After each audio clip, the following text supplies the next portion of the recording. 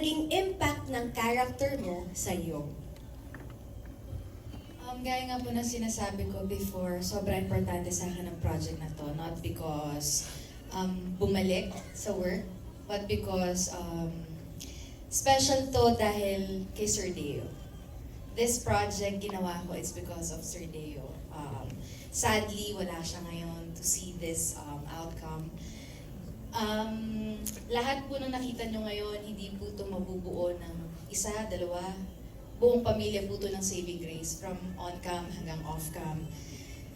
Puso ng on-cam artist hanggang off-cam na mga workers po namin, lahat po kami nagbigay ng puso dito, kaya sobrang special ng project.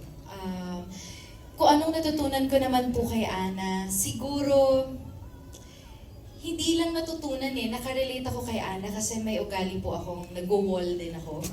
So it's really hard to open up, especially kapag yun yung takot mo.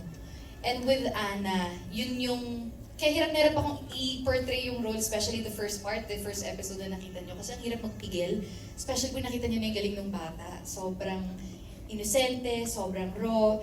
Tapos kapag umiiyak na siya, kailangan kong pigilan na huwag ako madala kasi kailangan maklaro ko sa tao na hindi ako emosyonal na tao. Kasi ang dami kong pinagdaanan, hold up akong tao. So ang hirap-hirap nun. So parang ang dami lang factor na natutunan ko kay Ana sa pagpapatawad, sa pag-open, sa ang pagmamahal wala palang measure, talagang malalim. Hindi lang sa pagiging ina, sa pagiging anak, sa pagiging kaibigan, sa pagiging kung ano man yung relationship na meron ka sa buhay mo. Malalim pala talaga siya. So ang love talaga sobrang laking factor sa buhay natin. So, yan. Wow. So hindi lang talaga sa acting yung naging effect ng show na ito para sa'yo. Talagang sa iba pang parts ng life, di ba? Ganun kalaki yung impact ng Saving Grace. Thank you very much, Ms. Julia Montes. Ngayon naman, this is for... That is a very good example of a wound. Knowing Julia as an actress, she's very giving. Yung nag-explain pa lang ako, umiiyak na. Nag-rehearse kami, umiiyak na. And then the discipline to cut off the emotion and go to the character, it's so difficult. Kaya yung ending, umiiyak ka sa bata pero ang strong nung kumukulong emosyon kay Julian na aalis ba ako. Na Danica earlier mentioned about the hard choices. Direct Ali expressed a very good synthesis of the inner journey of Julia.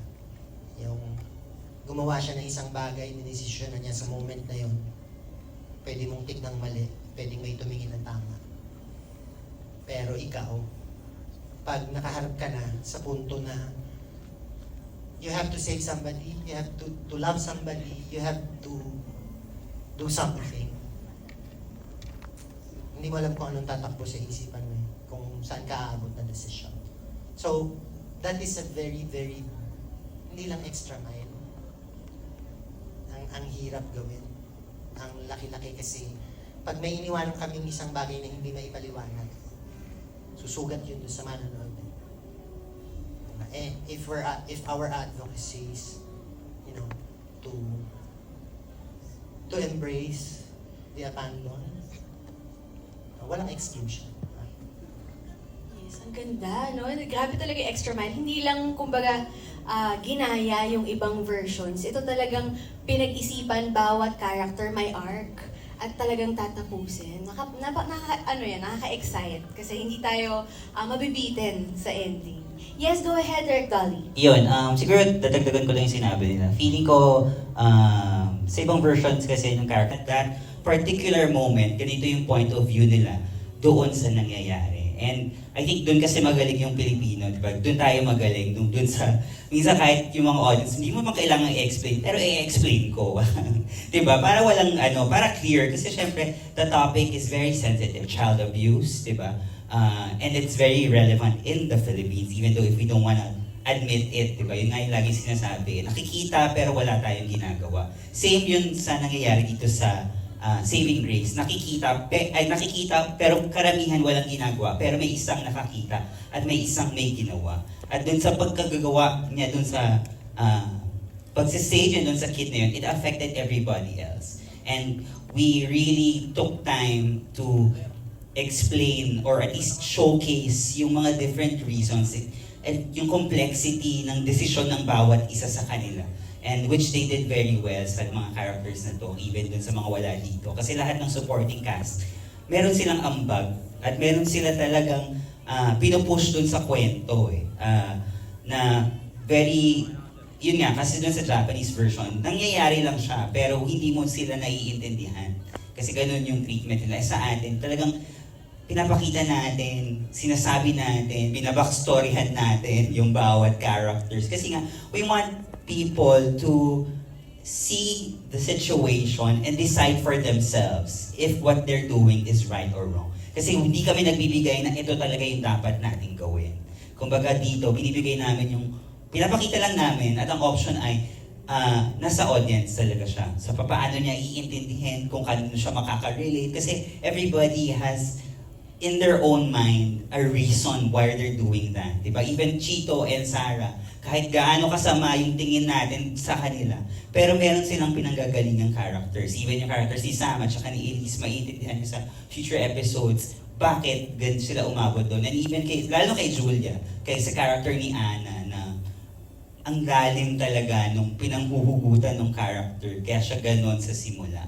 And even si Zia, yung Grace na walang kamalay-malay, pero makikita mo siyang lumalaki sa duration ng buong series na to. Lumalaki siya sa mata nyo, sa mata nating lahat. At yung sa paglaki niya, lumalaki din yung iba't ibang mga characters na hindi nila pala alam na meron silang problema. Nakikita lang nila na aapektuhan sila nung batang ito. Yung decision nito. So yun yung I think yung extra, super extra mile na binigay talaga ng creatives and the actors for this Filipino version. And thank you. DJ, sorry, I Yes, po. just want to clarify that what we're saying now is we're not saying that one is better or the other is Miss Sharon Cuneta! Sobrang happy syempre po and sobrang bitin kasi yung experience namin sa Provinciano. Kapag ka-eksena nyo ang isang megastar, sobrang lalamunin ka ng emosyon on and off cam because sobrang generous na as a person and as an actress. So parang napaka-bless ko po na mapasama lagi sa casting ng lahat generous. Dahil more than anything, sa sobrang hiyain ko, hindi po ako makatanggap ng papuri ng ako as a person. Kasi lagi ko po sinasabi, hindi ko magagawa ang isang bagay nang wala ang bawat isa. From directors, actors, the writers, and everybody hanggang sa off-cam, mga boys, kasi sila yung minsan, pag nabibigatan na ako sa mga eksena, sila yung kabiruan ko para lang huminga ng konti. So parang ang lagi ko lang po sinasabi ko, ano man yung nakikita ng tao sa akin, hindi ako yun lang. Maraming factor ang tao. So with Miss Megastar, hindi ako nahirapan kasi makita ko pa lang yung mata niya, talagang bubuhos na yung emosyon. And malalaman nyo sa story kapag napanood nyo kung bakit ko sinabing napaka-generous. Kasi umabot sa punto pong hindi ko na kailangan rin mag-motivate. Tignan ko lang siya, iiyak na ako. Kasi ganun siya ka-generous as a person. So napaka-swerte ko lang po talaga. All good words from Miss Julia Montes about Miss Sharon Cuneta. Excited na kami mapanood yung eksena niyo together. Nabitin kami dito sa pilot episode, pero aabangan po natin yan. Again, sa Prime Video po, Saving Grace. Thank you po sa inyong question, Mr. Alan Sancon. And now, let's proceed to Jeffrey Olila.